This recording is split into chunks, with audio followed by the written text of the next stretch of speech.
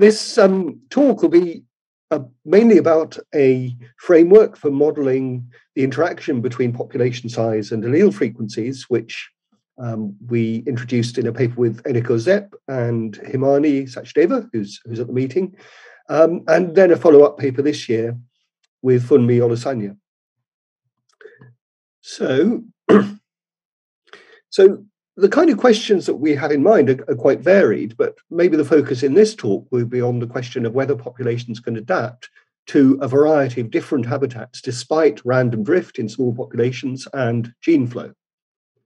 And then further questions are, how does their ability to adapt to local conditions depend on the genetic basis, on the strength of selection, the number of loci, and so on? And how does it depend on the way the population size is regulated? And then one can think of all sorts of extensions to this. And Himani tomorrow will actually introduce some of those, talking about whether local adaptation can lead to reproductive isolation. I will, in this talk, towards the end, say a little bit about how metapopulations respond to changing conditions, so thinking about the dynamics of these models. So to introduce the basic model, it's a very simplified model with no spatial structure explicitly, simply a large number of demes, which can be in a variety of habitats. In the simplest case, we could have two kinds of habitat, a fraction rho in one kind, fraction 1 minus rho, the rest of them in some other. And the selection favoring a number of alleles at a number of loci varies across habitats. And again, in the simplest case, we could say, well, selection acts at L loci in a symmetrical way. So in one habitat, all the plus alleles are favored by selection plus S, and in the other habitat, they're all selected against minus S. And we can obviously introduce different selection coefficients in the different habitats, different selection coefficients at different loci. But the basic framework is one of directional selection at multiple loci. And then we have a very simple model of migration in which a fraction m of haploid individuals exchange with a common migrant pool. In other words, we have an island model. It's an infinite island model for the most part, although I'll say a little bit about the extension to finite islands. So we have this very large sort of metapopulation of demes which experience different habitats.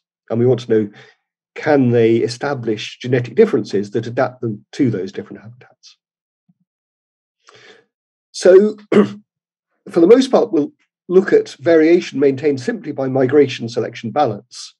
So in the long run, there has to be some mutation to maintain variation, but in an infinitely large metapopulation, we can neglect that and just think about variation maintained by kind of balancing selection in which selection favors different alleles in different places and migration introduces variation within each local deme. And the simplest case, one that's been quite well studied, is one in which we just stick to population genetics. We look at so-called soft selection, in which the numbers of each deme are fixed, let's say at carrying capacity big K. And we could think about a habitat that was quite rare, rho small. We could think about a large carrying capacity, so we have no random drift. And in that case, the sort of classic result, going back, I guess, to Haldane, is that as long as the migration rate is weaker than the selection coefficient, you can maintain local adaptation. So there's this critical threshold set by migration relative to selection. And in a situation where there is a local polymorphism maintained, a locally adapted allele maintained, despite gene flow, there'll be a so-called migration load, a reduction in mean fitness due to gene flow from elsewhere, which is just equal to m, in the same way that mutation load is independent of selection. Migration load is also independent of selection. And if you have a not a loci, this could be quite large. Multiplied across loci, this could be large. But in the sort of classic population genetic models, we have soft selection, and the numbers are just fixed regardless of how badly adapted they are.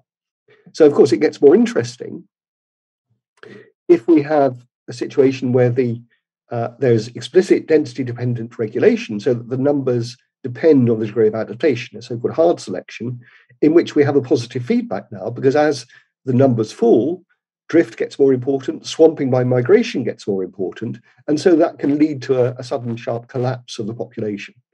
So hard selection leads to additional problems for local adaptation. And the framework in Szep et al. Is designed to look at this joint evolution of population size and allele frequencies.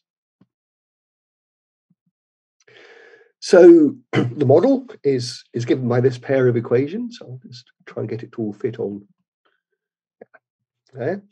And the key to the framework is that we can just follow allele frequencies. In other words, we're assuming linkage equilibrium. We're assuming that you can predict genotype frequencies by multiplying together the allele frequencies. And one can justify this from a standard discrete generation population genetic model, provided that all the processes are slow relative to recombination. So we have unlinked loci, linkage disequilibria or associations between loci decrease by a factor of 2 per generation. So as long as everything else is slow, then we can just follow allele frequencies. And that's usually fine for population genetics because selection often is slow per locus. For this kind of model, it's a little bit more dubious because the growth rate of the population, which determines the ecological side of the equations, what I called R naught here, may be quite large. And then this approach starts to be rather approximate. But numerically, this approach works reasonably well as long as the growth rates are not, let's say, more than 20% or something like that. Okay, so we look at these equations. We have one equation here for the rate of change of population size n, and we have a term due to reproduction where the growth rate is given by a baseline growth rate R naught from low density, which is decreased by logistic density regulation. So as the numbers go up, this goes down. When n equals the carrying capacity, then there's zero growth. But we have an additional term, Rg, which is the genetic component of fitness. And this is the key to coupling the ecology with the evolution. And a crucial assumption here is that we have density-independent selection. In other words, this Rg is simply added onto a separate density-dependent regulation function. This function here could be anything. It doesn't have to be this logistic form, but that's convenient. But the crucial assumption is we can sum a separate genetic component of fitness and, if you like, an ecological component of fitness that depends on n. And then we have another term, which is simply the effect of migration, changing the population size, bringing it towards the average n bar in the whole population. So n bar here is the mean size across demes in the whole metapopulation. And then we have a random fluctuation, which we assume is just demographic stochasticity, kind of Poisson number of offspring, leading to fluctuations with a variance equal to the population size. And now we have the allele frequency component, the sort of population genetic side of it, which has selection is given by a selection gradient, haploid version of this, which is simply the gradient of the fitness with respect, or mean fitness with respect to the allele frequency. Mean fitness is Rg. We have a migration term, which looks a bit complicated, but basically it just is a dilution, or if you like, a pulling of the allele frequency towards the mean in the whole population. And the mean is the weighted average, weighted by deme size. And that's actually important. So we have here the average of n times p divided by the average of n. That's the average allele frequency weighted by population size. And that's migration tends to pull the allele frequency in each local deme towards that overall mean. And then we have the usual random drift term, which has variance pq over n. And the model, we can actually, in this framework, use any model of fitness. We use the simplest one of directional selection, where fitness is a sum over different loci. Q is the frequency of the locally maladapted allele. The higher that frequency, the lower the fitness. Okay, so that's straightforward. And we can now solve this. Let's see if I can make it bigger. Yep. Maybe that was a mistake. Shrink it again. We can get quite a long way with this by making a diffusion approximation and simplify it by scaling everything. So we scale the population size relative to carrying capacity. So big N, we expect to be around 1 in the simplest case. That's the scaled population size. And then the other processes, migration rate and selection coefficient, are scaled relative to the baseline growth rate. So R naught is the sort of ecological component, the rate of increase in the population from low frequency in the absence of genetic effects. And we scale the rates of the genetical processes relative to that. And then we have a parameter which pops up, which is really crucial, which measures the strength of demographic stochasticity. It measures the extent to which the population size fluctuates as a result of random fitness of individuals. And this is simply the product of the baseline growth rate, R0, and the carrying capacity. So it's something like the baseline number of individuals generated per generation. And we expect that to be rather large. We expect, that we're looking at populations which are pretty, pretty robust. In other words, they're not at the edge of extinction already. So when we do that, we find quite surprisingly that we can write down a diffusion equation forward or backwards for the process, and we can get the stationary distribution, which actually looks very familiar. We have a product actually of two components. One is a kind of ecological component, which has this Gaussian, which says that there's sort of Gaussian distribution of population size n around its expectation, which is a bit less than 1, produced by emigration. And then we have this term here, which is a singularity. If the numbers of migrants, this is actually basically the number of migrants coming in, if that is small, then you have a sort of singularity near 0. In other words, if the number of migrants is less than 1 per generation, something of that order, then you get some probability you'll go locally extinct. If the number of migrants coming in is greater than 1, then you'll always have a population. The probability mass will be pushed away from 0. So these two terms are simply the demographic part of the equation. And then we have this term, which is basically Wright's formula for the distribution of allele frequencies, with the standard terms due to migration, tending to pull the allele frequencies towards the mean in the whole population. And then we have this key term, which is basically the coupling term that is the only term that couples population size to allele frequencies. And it's actually easier to express this here in terms of the original variables. It's just e to the power 2 times population size times genetic component of mean fitness. Very familiar, right, in a discrete version of the model we'll call w bar to the 2n. It's the classic model, which in population genetics we treat n as fixed, and we say that this represents the pull of the probability distribution towards fitness peaks, towards peaks in RG.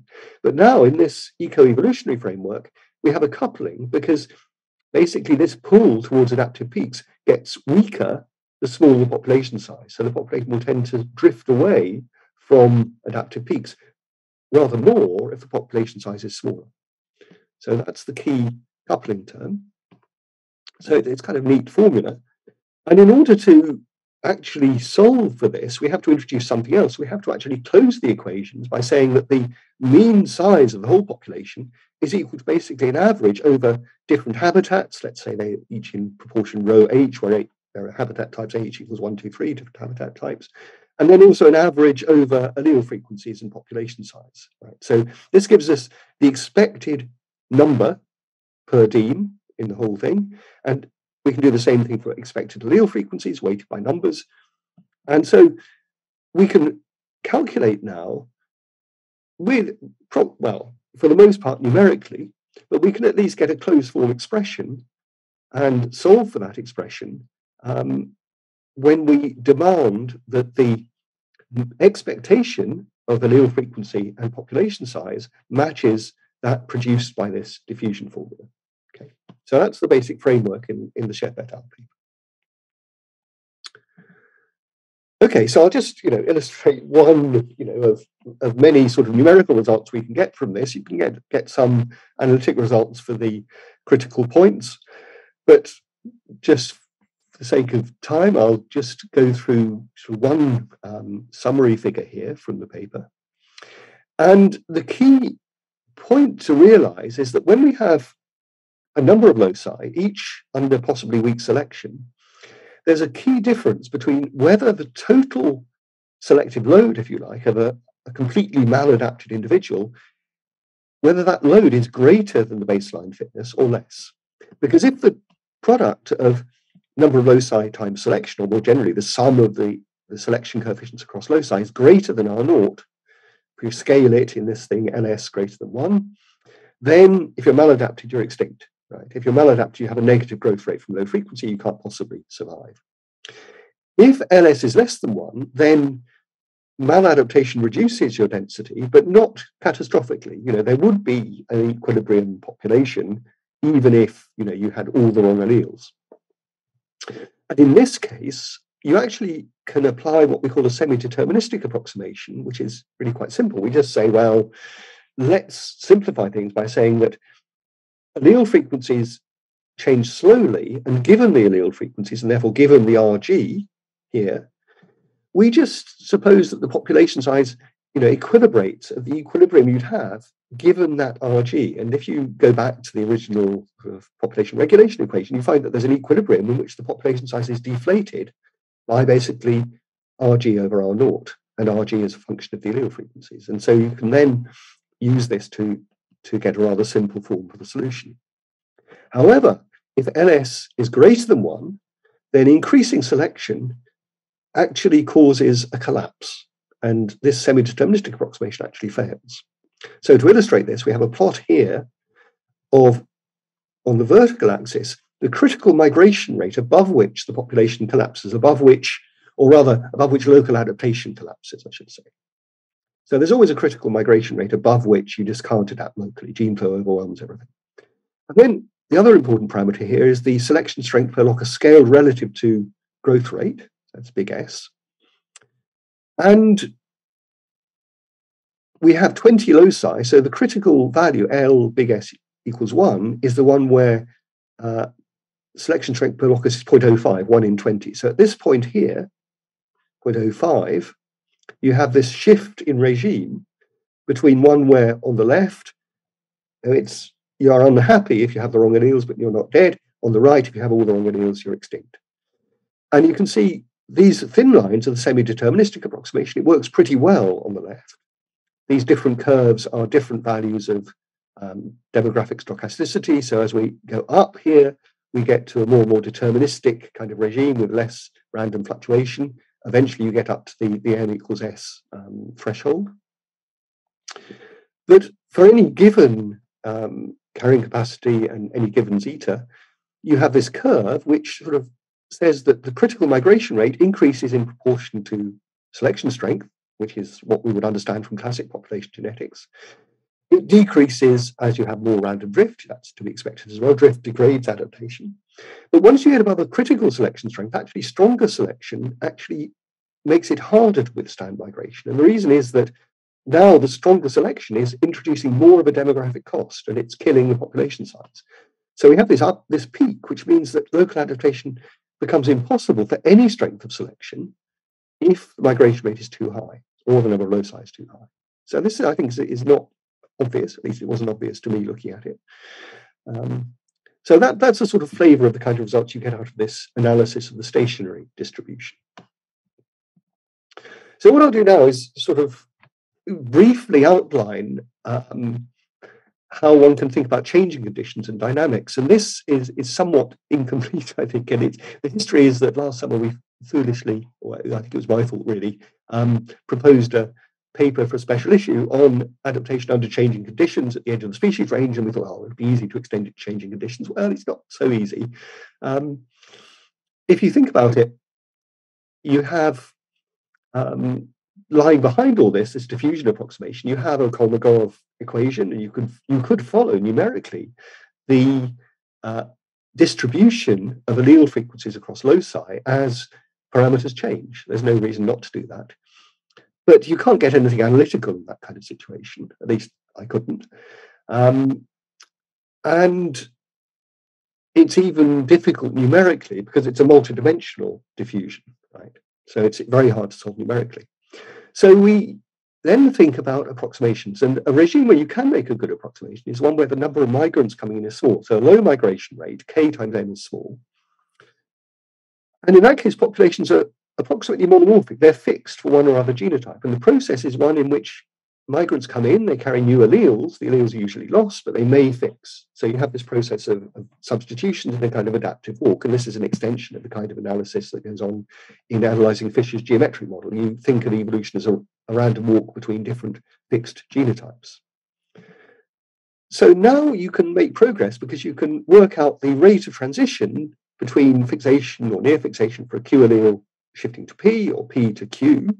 And this will simply be the product of fixation probabilities, classical Kimura formula, times the number of new alleles coming in, either by mutation or by migration.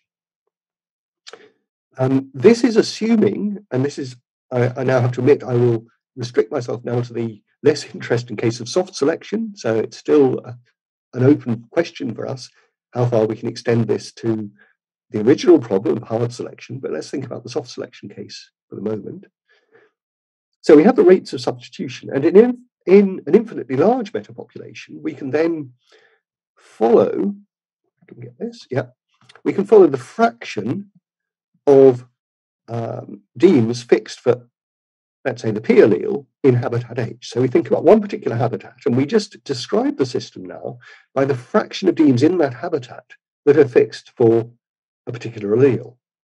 And this will change through time at rates given by these substitution rates. So it's a forward-backward process of transition between two states, and it's a rather simple thing to write down, and we can, given this, we can work out critical migration rates and so on, and it will work well when the migration rate is small, when km is small enough. We can actually extend it to a finite metapopulation because in reality, we don't have an infinite number of demes, and in fact, this model becomes a bit fanciful if we imagine that there are an infinite number of demes, all the same distance from each other. You have to have some model of long-range dispersal. Maybe it's plausible for tens of demes, but not for millions of demes. But at any rate, suppose we now think of the more realistic case of a finite metapopulation. What we can do now is use the same kind of transition probabilities, but focusing on individual loci. For each locus, we can label the state of the system by the number of demes that are fixed for the P allele in habitat 1, 2, 3, 4. So we have a list now of the number of demes fixed for allele P in in habitat 1, in habitat 2, and so on. We have a vector. And if we have, let's say, 100 demes, and the example I'll show in a minute has, let's say, 20 demes in one habitat type, 80 in the other habitat type, we've got at the order of, well, 21 times 81 states, so that's quite manageable. We can write down a big transition matrix, and we can actually follow the expected evolution of the system. And if we have a large number of loci, then the average behavior of the whole genome will be given by the expected behavior of this transition matrix system, with some fluctuation due to the finite number of loci. So it's a little bit hard getting your head around this because we've got two finite components. One is the finite number of demes, and the other is the finite number of loci. Okay, so I'm focusing here on how we deal with finite number of demes. So just to give a sort of a quick example of what this looks like, we can look here in a simple case of just the loss of variability in a finite metapopulation. We start with moderately strong selection of the same order as carrying capacity, and I'm assuming soft selection, so we're not worrying for the moment about population size varying. So we have k times s is either -1 in the one habitat, which is the rarer habitat, +2 in the other. We have 20 demes in habitat type 1, 80 demes in habitat type 2. We have a low migration rate, modest population size, and 40 loci. So we can simulate this, obviously, and these blue lines, which are rather inscrutable, are actually a sample of 10 out of the 40. It looks even more inscrutable if you have all 40, but these are, superimposed trajectories of allele frequency in the rare habitat. Okay, and then the red is the average of those. Okay, and it follows the prediction from this sort of this metapopulation model reasonably well. This prediction is simply the expected rate of change if we had an infinite number of loci. So the deviations around this are actually due to having just 40 loci and not an indefinite number. And then the bottom panel is the same thing for the common habitat. And there, because there's stronger selection and the habitat is commoner, you have a rather low frequency of maladapted alleles and a little bit of fluctuation due to integration. Okay. So, just to summarize this then, we can follow allele frequencies in a metapopulation and ask a whole variety of questions about local adaptation, but also about speciation as a result of local adaptation. We could ask about inbreeding depression and mutation load and heterosis and all kinds of things. I haven't really gone into all those, but it's quite a rich framework, I think. What it misses out is, of course, any degree of actual real spatial structure. All the demes are equivalent to each other. It's an island model. If we have a situation where migration maintains variation and we have an infinitely large metapopulation, then we can actually find the stationary distribution explicitly. And we actually can extend this to arbitrary selection schemes, stabilizing selection, for example, rather than directional selection. And it then gets a bit more complicated and even more interesting. What I was sort of hinting at here, really, not doing much more than hinting at, is that one would like to extend it to changing conditions. And there are other related extensions to thinking about introducing mutation. We can think about finite metapopulations and so on. And once we do this, we really need to resort to approximations. And the most promising approximation, at least the one that seemed most tractable to us, was to assume a low number of migrants, km small, and then the maths works out. And this is, a frequently used model in population genetics. In fact, in the adaptive dynamics world, everyone really assumes that you're just evolving by fixing mutations one at a time. That's the kind of framework. Having said that, it's attractive mathematically, but I should, I suppose, admit that biologically, we typically think that Km is larger than 1, and we can tell that simply because FST, the standardized variance of allele frequency, is typically not that high.